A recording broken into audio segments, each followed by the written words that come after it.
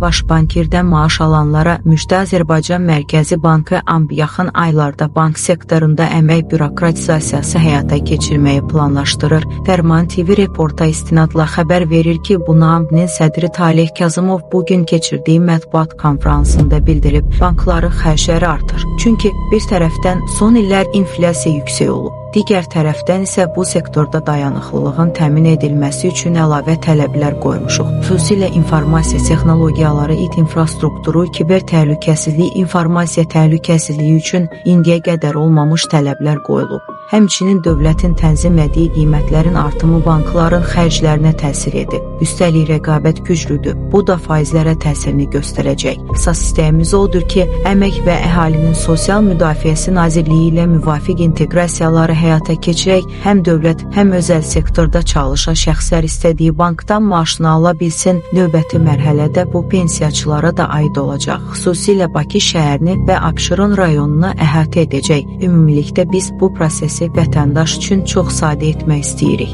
Odur ki, həm infrastrukturu, həm də proqram təminatı nöqteyi nəzərdən işlər görülməlidir. Yəqin ki, 3-4 aya biz buna nail olacağıq, deyə o qeyd edib.